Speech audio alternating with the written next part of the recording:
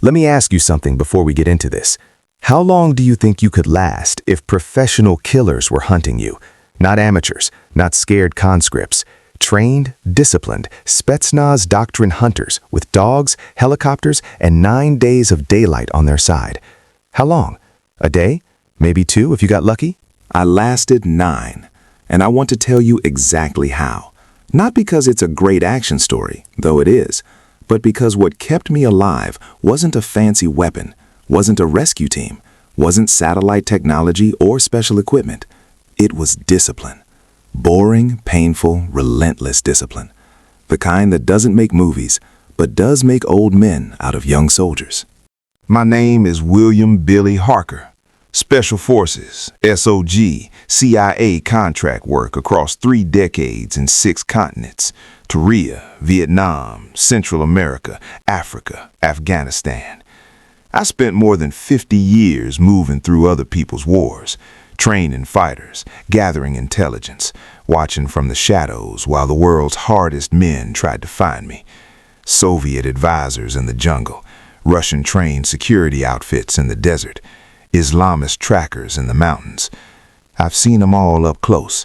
I know how they think. I know where they get lazy, and I know exactly how to make them chase a ghost while I walk out the back door. This is the story of the 9 days they hunted me in a valley that doesn't appear on any tourist map. No quick reaction force, no satellite phone, no cavalry coming over the ridge. Just me, my rifle, a camera, a battered radio I was terrified to use, and every lesson 50 years of dangerous work had burned into my bones. We were in one of those post-Soviet trouble spots that bloomed like poisonous flowers in the early 90s. Not Russia, not officially anyway. One of those little mountain republics where Moscow had spent 20 years training an entire generation of hard men, then walked away when the money ran out, leaving them angry, underemployed, and more than willing to rent their skills to whoever showed up with cash and enemies. Officially, I wasn't there. Unofficially, I was doing what Special Forces men call working the fence, weaving between factions, gathering intelligence, helping shape things so they'd break the right direction later. The mission brief was simple enough: a camp in a valley that didn't exist on any official map, Spetsnaz-trained instructors running advanced training for local security forces and some irregulars that nobody acknowledged publicly. New uniforms, old Soviet doctrine. Infiltration, sabotage, kidnapping, hard reconnaissance behind enemy lines, all the tricks Moscow had spent decades perfecting. My job was even simpler. Take a walk, watch them work, photograph faces, map their routines, count trucks and weapons, listen at night, and build a picture of how they'd fight if that machine ever turned toward American interests. 3 days observing, slip out on foot along the backside of the valley, meet a transport at a dry border crossing. Nobody gets shot, nobody gets famous. Nobody ever admits I was there. That was the plan. I volunteered for it immediately. And I want to stop right here because that word, volunteer, is the most important word in this entire story. Not because it sounds heroic, but because it's a philosophy that kept me alive for half a century. You volunteer for everything. Not because you're reckless, not because you're trying to prove something to anyone. You volunteer because the jobs that look small are often the ones where history happens, and because the skills you build on the jobs you almost didn't take are exactly the ones you'll need on the job that tries to kill you. I had volunteered years before to sit with smugglers in 3 different countries and just listen to their stories while they drank. I'd volunteered to learn 4 languages that nobody else in my unit wanted to bother with. I'd volunteered for the long recon patrols when the younger guys were angling for a day off. None of that felt significant at the time. 9 days in a cold mountain valley, every single bit of it mattered. We slipped across the border the way you cross in denied territory.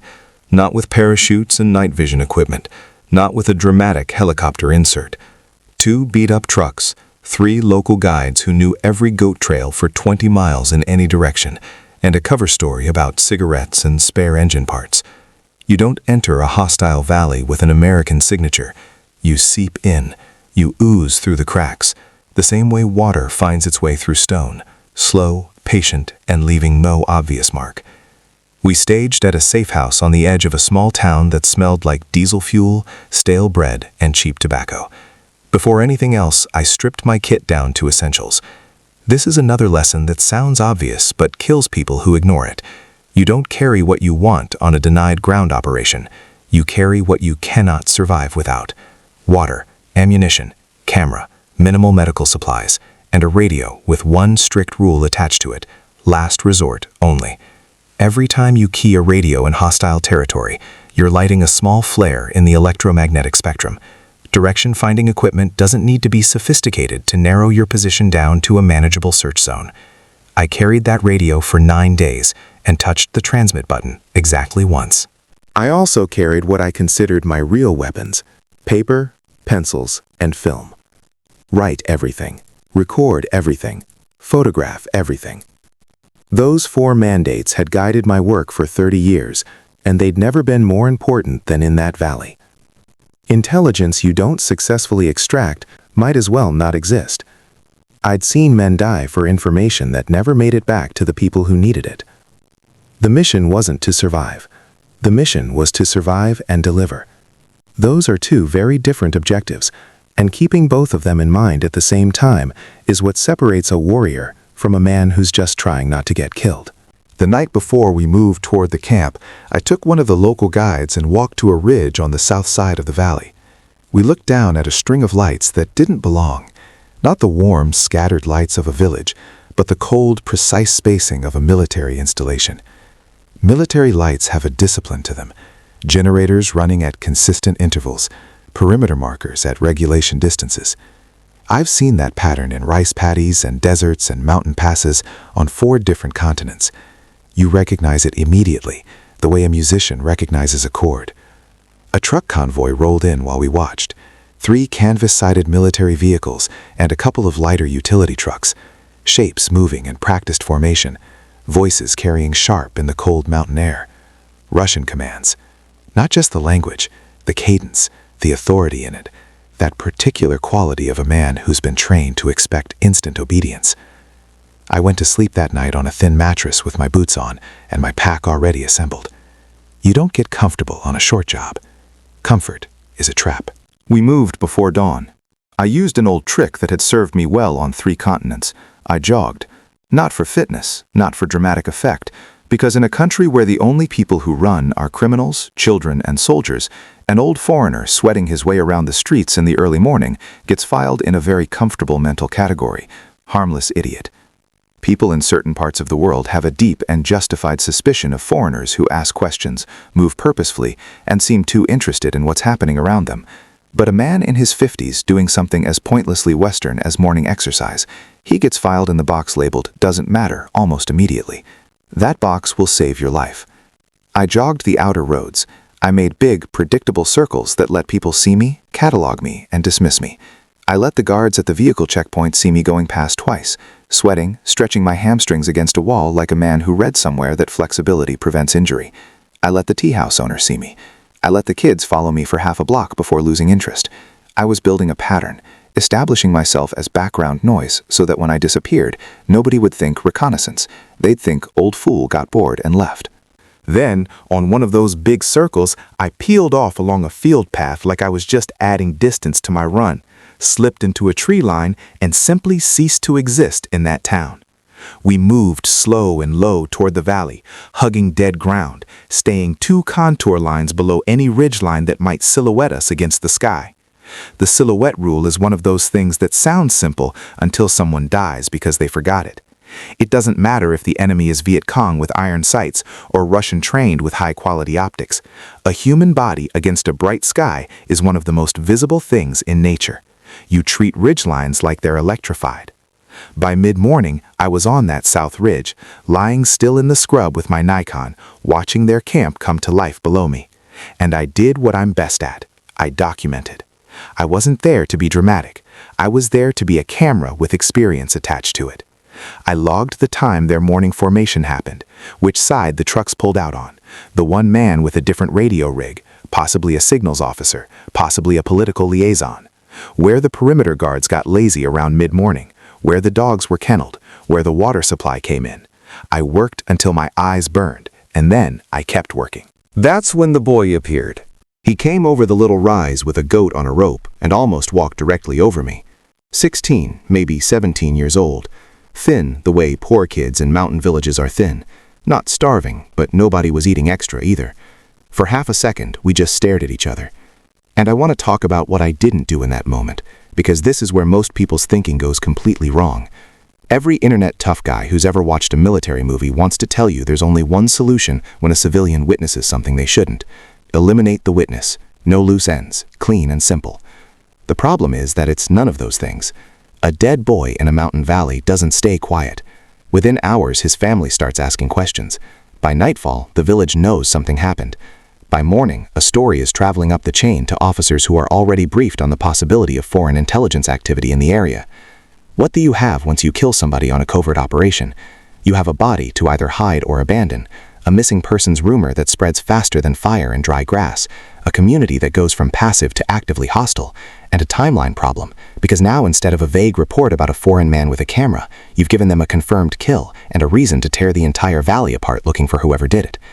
A dead boy draws more attention than a live one, and a live witness you've treated with basic humanity might give you a softer description, a little hesitation before reporting, the few hours you desperately need. So I didn't touch the rifle. I opened my hands slowly, palms out, and gave him the biggest harmless smile I had. I spoke in his valley dialect, not perfect but close enough to belong, the way you sound when you're from 2 valleys over instead of overseas. Lost traveler, thirsty, looking for a cousin, stupid foreigner who took the wrong trail. Universal, boring, completely believable. His eyes went to the camera immediately. He wasn't fooled. He'd seen enough contraband electronics and enough strangers passing through to know what a lens meant. I shrugged at the camera like it was a toy, like I was some rich idiot who brought his photography hobby into the mountains. He didn't buy it. He bolted, turned and ran, hauling that goat behind him like it owed him money, heading straight back toward the town and the checkpoint and the bored guards who were about to have the most interesting afternoon of their month. I let him go. Chasing him would have confirmed exactly what he feared. Stopping him with force would have turned a complication into a catastrophe. You accept the mess you've made and you move.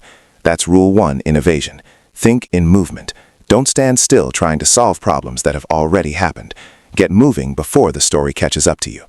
I grabbed my camera, my notes, and my water, and I was sliding off the backside of that ridge before the echo of his footsteps faded. Here's how the machinery works when a scared kid runs into a checkpoint with a story about a foreigner in the hills with a camera. The guard who hears it is bored and probably skeptical, but he's also been briefed. Every man at every checkpoint in that valley has been told to report unusual activity immediately, so he passes it up. It goes to a mid-level officer who has to make a decision.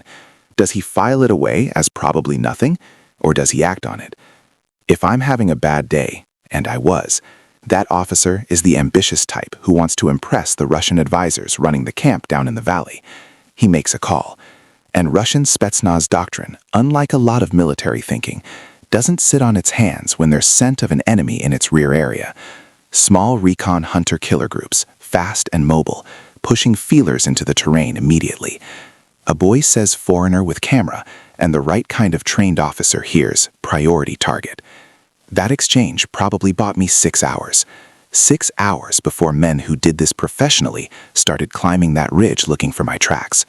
So I wasn't on the ridge when they arrived. I wasn't even close. I dropped 2 full contour lines down the far side of the ridge, moving fast but controlled.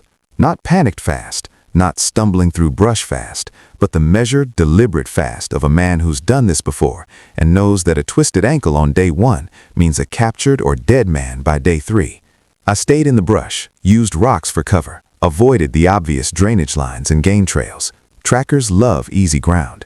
They gravitate toward the paths of least resistance because that's where most people go when they're scared and moving quickly. I went where my knees complained. I traded altitude for time, pushing into the rough northern side of the valley where the terrain got ugly and inhospitable. By early afternoon, I was tucked into a narrow crease under a stand of pines, completely still, listening to the valley breathe around me. That's where I want to stop and explain something that most people misunderstand completely about evasion because they've seen too many movies and read too many thrillers. Evasion isn't hiding. Hiding is passive. Hiding is finding a good hole and hoping nobody looks inside it. Evasion is something entirely different. It's active, it's intelligent, and it's fundamentally about understanding your opponent well enough to exploit the gaps in his attention. I'd spent enough time watching Soviet-trained units operate to know their rhythms. After 2,100 hours, soldiers everywhere get human. They want warmth, they want to smoke, they want to gossip about whatever officers they hate and whatever food they miss. The discipline that's sharp at dawn goes soft by late evening. There's a window, roughly from 2200 to 0300, when a quiet, careful man can move through another unit's operational area like he belongs to the landscape. I lived in that window for 9 days. So I went still for the rest of that afternoon and evening. I ate a small, hard biscuit. I drank measured sips from my water supply, not because I wasn't thirsty, but because discipline with water in the field is the difference between a man who's functional on day 7 and a man who's making desperate decisions on day 4. I checked my feet carefully, pressing my fingers along the soles and between the toes, the way an experienced field medic would. A blister ignored on day 1 is a hot spot on day 3, and a serious infection on day 6. An infection makes you slow. Slow gets you caught. As the sun dropped behind the western ridge, I heard what I'd been listening for. The sound of trucks on the old road above the valley floor, but in positions where trucks had no business being at that hour. Military trucks. I could tell by the sound. Not the rattling wheeze of a farmer's ancient diesel, but the steady, loaded groan of vehicles in second gear, carrying weight and purpose. Doors slamming, voices carrying on the cold air. Russian. Not just the language, the clipped authority of men who expected to find what they were looking for. That was the beginning of day 1 as a hunted man. Night folded in around me, and I waited. You don't jump the first window.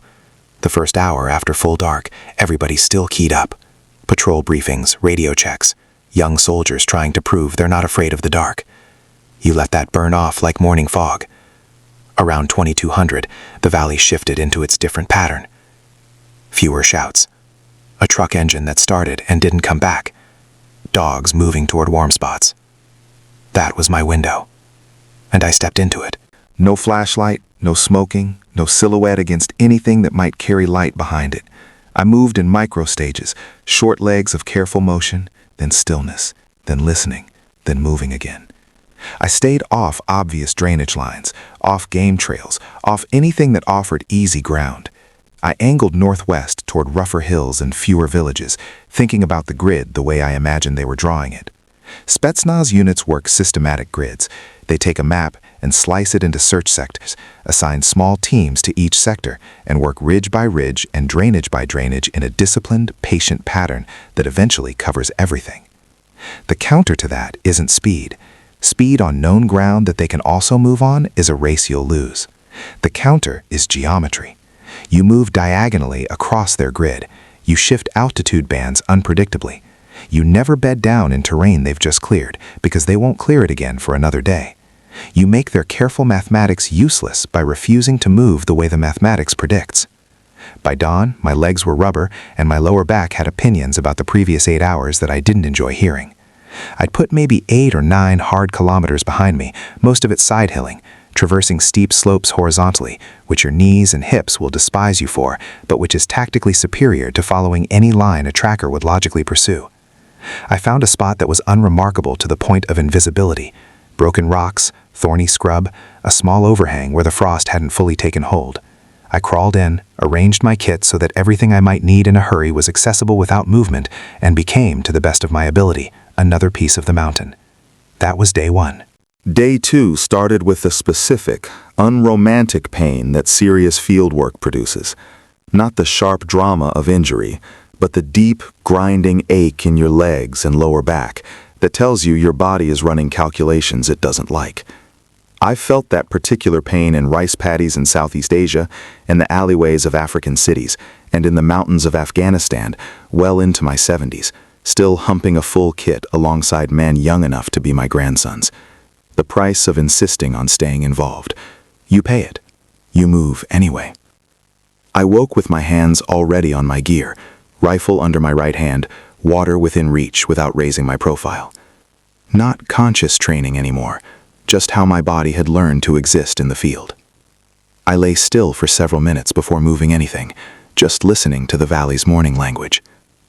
A single burst of automatic fire, distant, off to the east, could mean another patrol making contact with something, could mean a nervous soldier shooting at a shadow. I logged it and compared it against nothing, because I had nothing to compare it to yet. No firm data, so no conclusion. That discipline, refusing to draw conclusions from incomplete information, sounds basic. It's not. Fear is very good at filling empty information with the worst possible interpretation, and fear-driven decisions in evasion situations are how capable men end up making panicked moves that hand a patient hunter exactly what he's been waiting for. I ate a fraction of my remaining biscuit, cleaned my feet again, drank precisely. And then I thought about the day's movement problem, the way a chess player thinks about the board. The Spetsnaz teams would have spent last night securing the obvious, the ridge where the boys saw me, the logical exit trails, the first ring of villages around the valley's edge. Standard doctrine, secure the perimeter, then start pushing inward in concentric rings.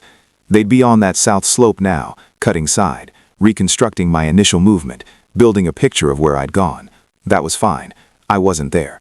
The first principle of staying invisible is simple to state and genuinely hard to maintain under stress. Refuse to be where they expect you to be.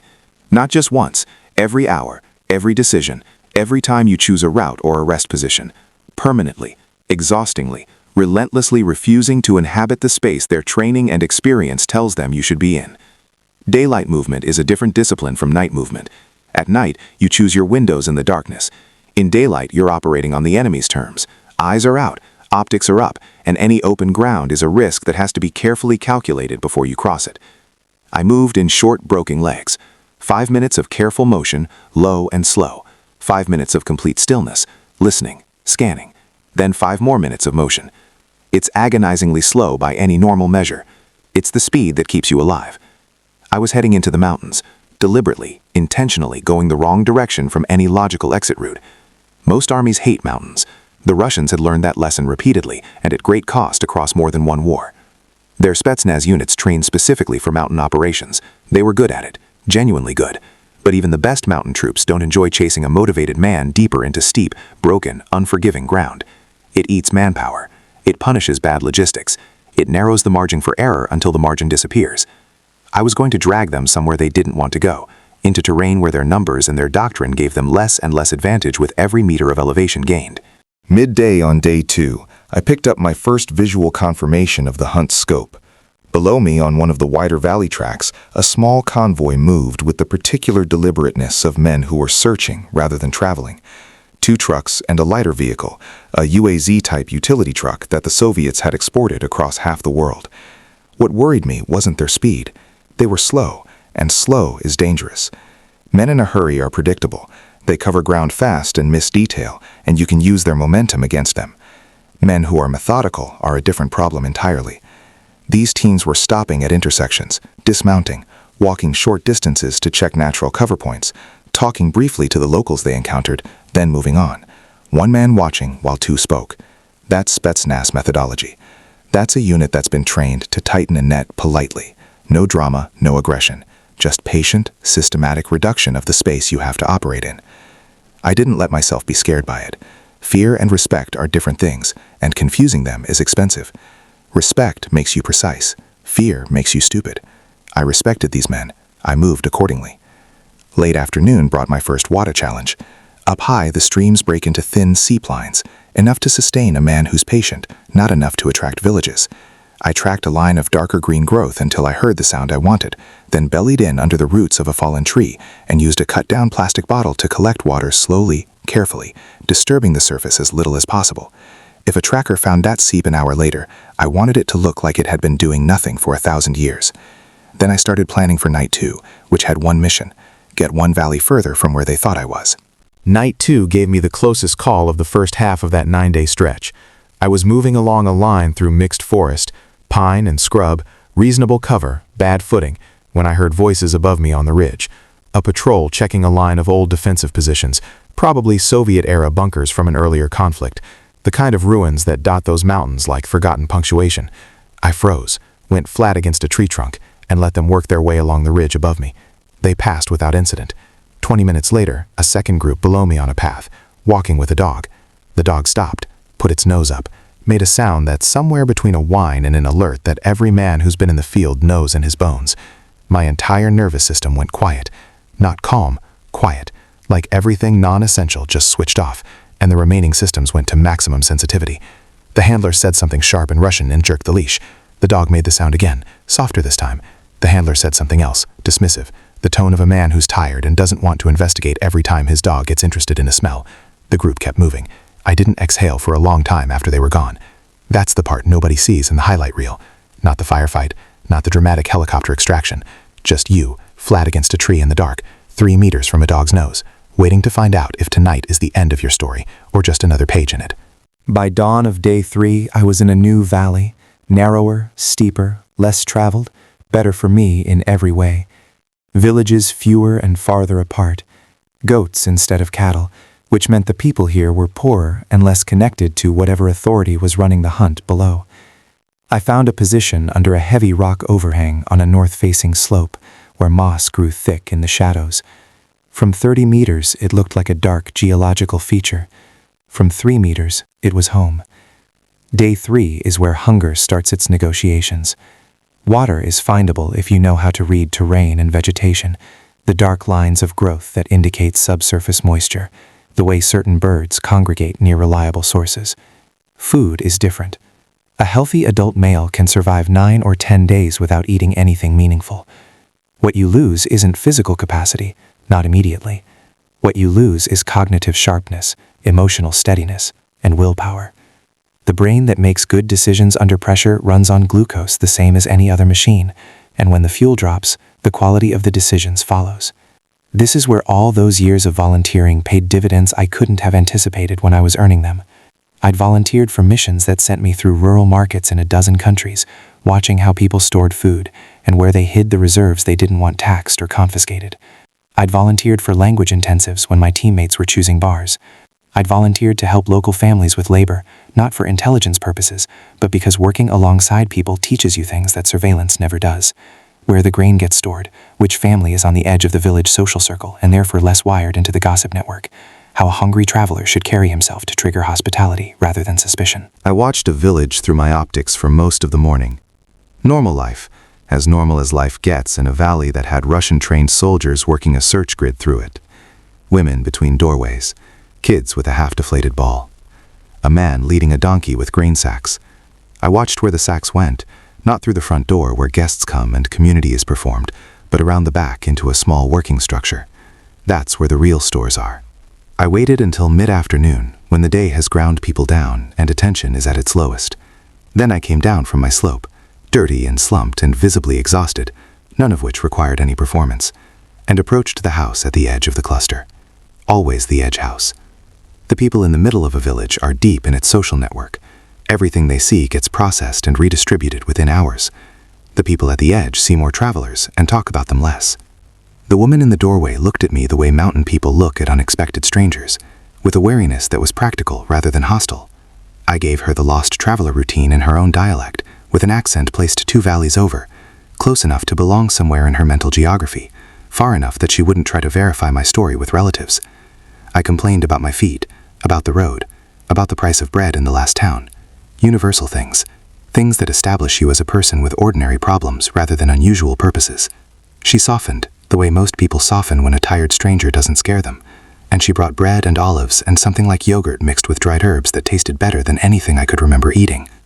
Before I left, I took out a small instant camera and photographed her children, handed them the print when it developed. The kids were delighted.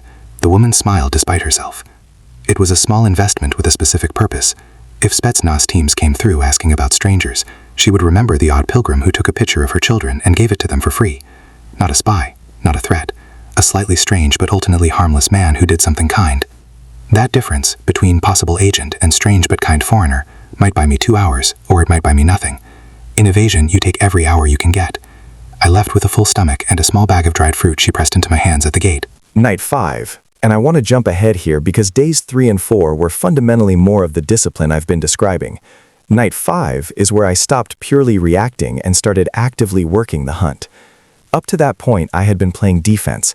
Move when they move, slide when they slide, stay one ridgeline outside their search pattern and refuse to make the mistakes that would give them a fixed location. That keeps you alive. It doesn't win.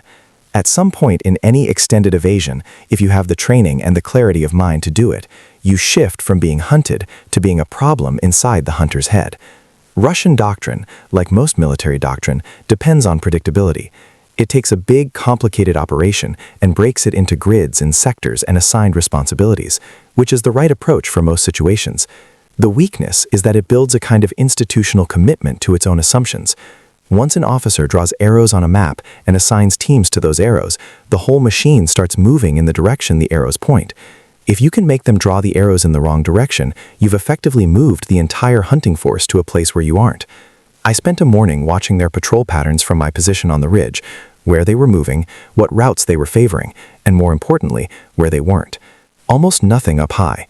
They had committed to the theory that any rational man would be heading down toward roads and borders and relative safety. Which was correct. The rational move was down. Sanity, as I've observed across many decades of doing irrational things in dangerous places, is tremendously overrated. Late morning, I moved carefully to a position above a steep scree face on the valley side of the ridge.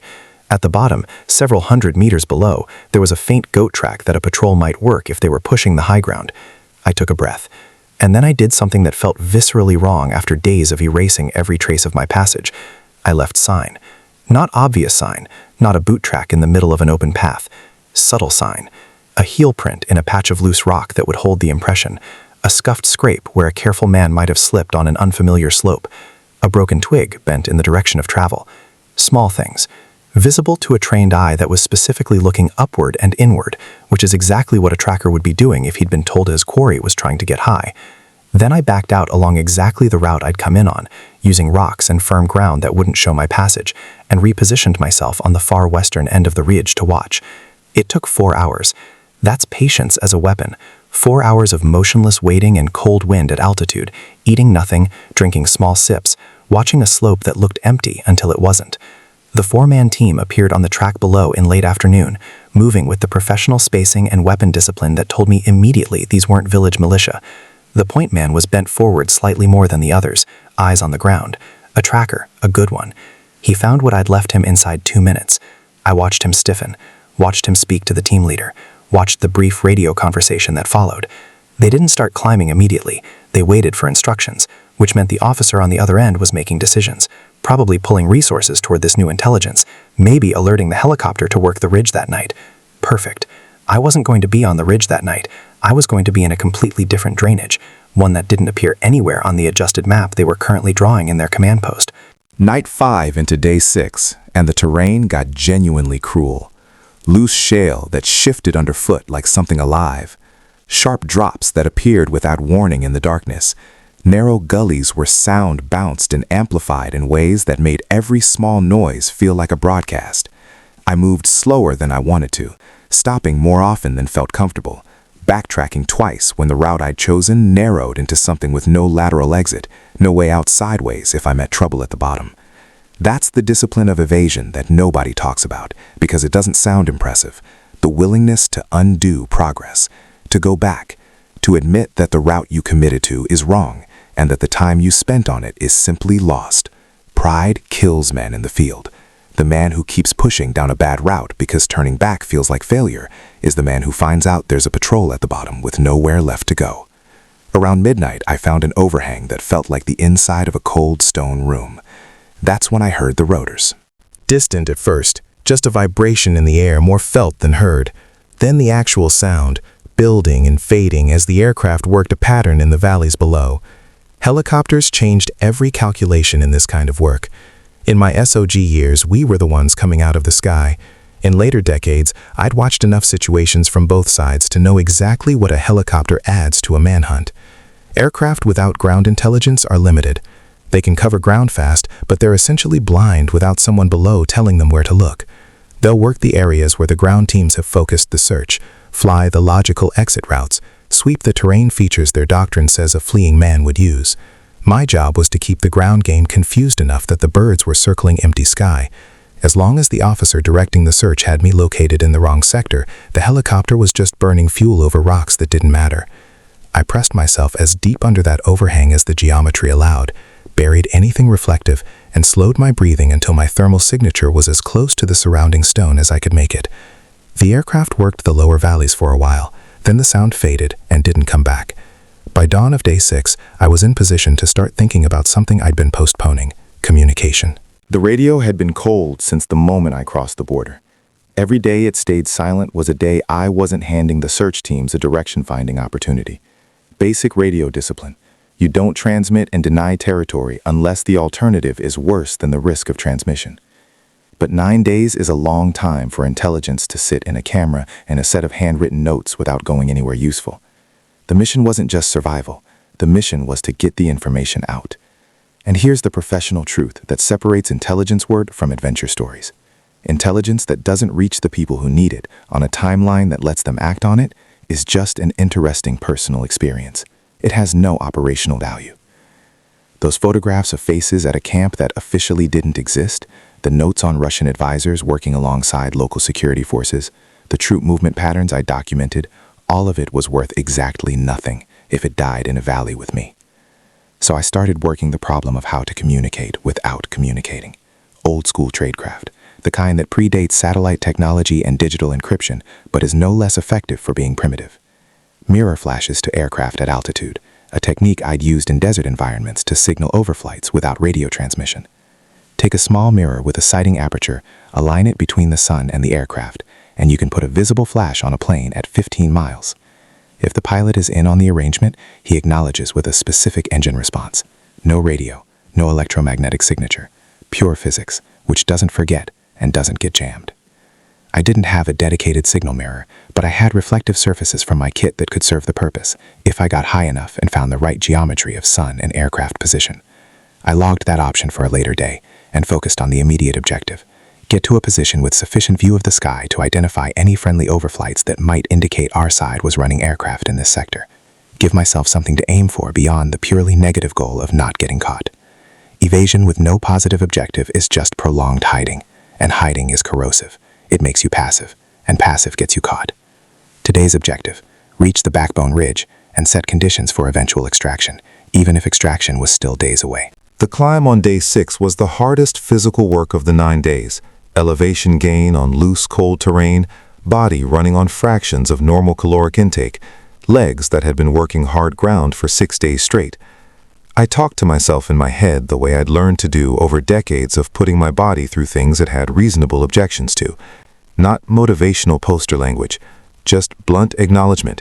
You chose this. You volunteered for this. Nobody made you raise your hand. So keep moving.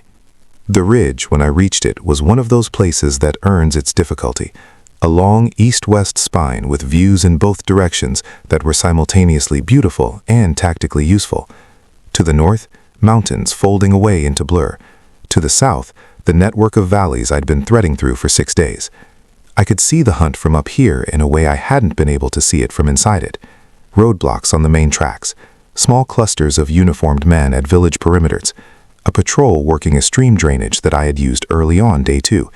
They were 8 hours behind where I'd been, which told me my spacing was right, but also that they were being systematic and patient in a way that wouldn't get careless on its own. I needed them to make a mistake, and patient, methodical men don't make mistakes from fatigue alone. They needed to be given a reason to hurry, and hurrying is where discipline breaks down. I lay behind a boulder field and worked through everything I'd observed over 6 days. The command post was almost certainly in the lower valley. The traffic patterns pointed to it, the way the patrols radiated outward from one central area. The helicopter was being vectored from ground intelligence rather than flying independent search patterns, which meant whoever was directing it was making assumptions about my movement that I'd been successfully defeating.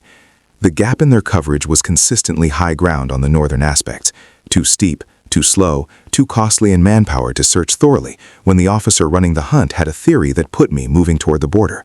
I'd been living in that gap. The question was how to turn 6 days of successful hiding into an exit. Because at some point, and day 6 was close to that point, the attrition of the field would start costing me in ways that mattered. Not death, not capture, but degradation of the physical and cognitive capacity I needed to make good decisions and move effectively when the moment came. A man who's been in the field for 9 days on minimal food and broken sleep is measurably less sharp than the man who went in. You know it's happening. Knowing doesn't stop it. Day 7. I made contact, not with the enemy, with the solution. I'd been glassing a particular piece of sky on the northern side of the ridge at intervals throughout the day, watching for any aircraft that didn't match the search helicopter's pattern. Mid-afternoon, I saw it, a high-altitude fixed wing following a route that was slightly too consistent to be commercial traffic and slightly too high to be efficient cargo routing. It made 3 passes over the course of 4 hours on what I calculated was a regular interval. Our side. Had to be. Nobody else had a reason to be running surveillance tracks over this particular stretch of mountains at altitude intervals that precise. I had one shot at this. The sun was in the right position, western sky, angle favorable. I used the reflective surface from my compass housing, positioned it with my body as a brace, and worked the geometry. Line it up, hold it steady. Flash. Wait. Flash again on the next pass interval. Nothing on the second pass. Maybe he didn't see it. Maybe he saw it and couldn't acknowledge without breaking his routing pattern. On the third pass, 4 hours after the first, I tried once more and held the flash steady for 3 full seconds instead of the quick pulses I'd been using. The aircraft continued on its track. Then, and this was subtle enough that I almost dismissed it, a slight deviation, a degree or two off the established track, before correcting back. Not a wing waggle, not a dramatic response, just the smallest possible acknowledgement from a professional who understood that any larger response could compromise both of us. He'd seen me. He knew roughly where I was. Now it was a question of how long before that information could be turned into something actionable on my end. Day 8 was waiting with purpose, the most uncomfortable kind of waiting there is, because you're close enough to the end to feel it, but far enough that impatience could still kill you. I stayed high. I stayed in the gap in their coverage. I stayed boring and invisible and cold and hungry, and I absolutely refused to do anything dramatic to feel like I was progressing. The temptation at this stage is powerful. You know someone knows where you are, roughly, and your survival brain starts calculating how to close the distance, to move towards safety, to do something active that feels like it's improving your situation. That instinct kills people. The aircraft contact meant someone was building a plan. Plans take time. Moving prematurely toward any logical pickup point announces your position to the same people you've spent 8 days successfully hiding from. You trust the process. You maintain your discipline. You eat the last of the dried fruit the woman in the edge house gave you, and you drink your water, and you do your feet, and you wait. That night, around 2200, I heard something different in the valley below. Not the patrol trucks I'd grown accustomed to, a heavier engine note, and then the distinctive sound of a vehicle that was not on any road. Off-road movement, deliberate and low-geared, coming from the north side of the valley, where the tracks were rough and rarely used. I didn't move toward it. I filed it. At 0100, a light appeared briefly in a specific configuration on a slope below my position and to the west. Not a patrol light, not the random sweep of a checkpoint. 3 short, 2 long. A pattern. I was out of my hide and moving toward it before the second sequence finished. The extraction wasn't dramatic. There were no helicopters, no fast rope insertions, no special operations theatrics. A man I'll call a logistics professional, and 2 local guides who knew this mountain the way you know a house you grew up in. A vehicle that looked like it belonged to the kind of business that operated in that region without attracting attention. Documents that identified me as something completely different from what I was. 40 minutes of careful movement down terrain I'd been watching for 8 days, and then the vehicle, and then a road, and then distance. 9 days. I'd put 9 full days between their manhunt and my exit. Both soldiers lived. I lived, and the camera and the notes and the film came out with me, which was the whole point.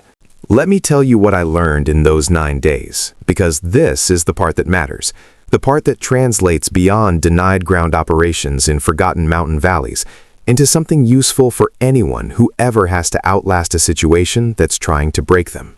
The first thing is about volunteering. I know I've said it before, but I want to make sure it lands properly.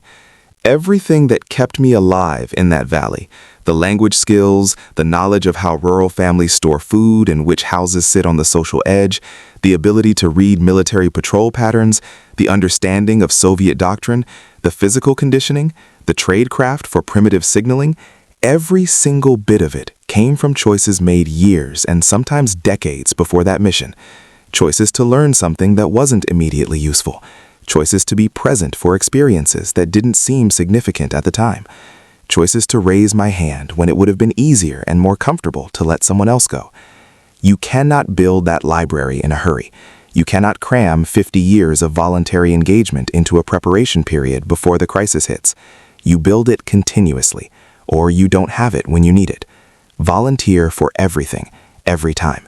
Not because you're certain it matters, because you're certain you won't know which things matter until you're in the middle of needing them. The second thing is about patience as a weapon.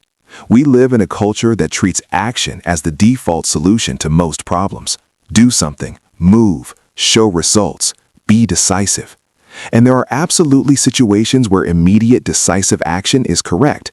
In trauma medicine, in the first seconds of an ambush, in moments where the window for action is measured in heartbeats.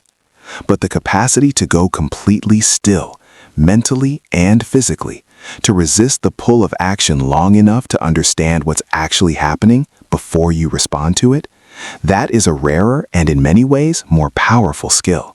For 9 days, my best decisions were mostly decisions not to do things. Not to run when running would have confirmed my location. Not to fight when fighting would have announced my presence to every patrol within earshot. Not to move prematurely when moving would have walked me into a freshly tightened net. Not to transmit when transmitting would have handed them a direction and a distance. Patience isn't passive. Patience is the active choice to hold your position and your discipline against everything your nervous system is screaming at you to do. It is genuinely one of the hardest things a human being can do under sustained stress, and it is absolutely learnable if you practice it deliberately and consistently before you need it badly. The third thing is about deception. Not lying in the crude sense, not the movie version of counterintelligence where someone in a safe house invents elaborate false identities. I mean the deeper practice of giving your opponent something real to work with that leads him away from where you are and toward where you aren't. The heel print in the scree, the broken twig, the food and the photograph at the edge house. Every interaction I had with the human environment of that valley was managed not toward invisibility. Complete invisibility is impossible in an environment with people in it, but toward a specific and carefully considered false impression. The old man who jogs for his health, the tired pilgrim heading north to visit a brother, the slightly strange but ultimately harmless foreigner who photographs children and gives them the pictures. None of those impressions were fabricated from whole cloth. They were real details. I was genuinely tired. I genuinely did give her children a photograph. I genuinely did jog those outer streets. The art is in selecting which real details to present and which to withhold, so that the picture your opponent constructs from real information points him precisely in the wrong direction. The fourth thing, and this is the one that carries the most weight across the widest range of human experience, is about the distinction between fear and respect. I had a healthy and completely appropriate respect for the teams that were hunting me in that valley. They were trained professionals, executing solid doctrine in familiar terrain with significant resources and a motivated command structure pushing them. Any competent assessment of the situation had to acknowledge that they were formidable. What I refused to do was translate that respect into fear, because fear and respect, despite occupying similar emotional territory, produce completely opposite results. Respect produces precision. It makes you careful and deliberate and specific in how you respond to the actual threat rather than your worst imagination of it. Fear produces noise. It makes you move when you should hold. It makes you run toward short-term comfort and away from long-term survival. It makes you do dramatic things that feel like they're addressing the problem and actually just announce your position to everyone looking for you. A warrior respects his opponent. He studies him, tries to understand how he thinks, tries to anticipate what he'll do, and uses that understanding to stay one step ahead. What he does not do is let that respect curdle into something that drives his decisions from the gut rather than the mind. I've been asked many times over the years why I kept going back. Why, at ages when most men my generation were fishing or watching grandchildren play in backyard pools, I was still humping a kit through mountains with men young enough to be my grandchildren. The honest answer is the one I gave myself on day 4, lying under a rock with the wind trying to peel my skin off. A warrior is a person who wishes to be involved.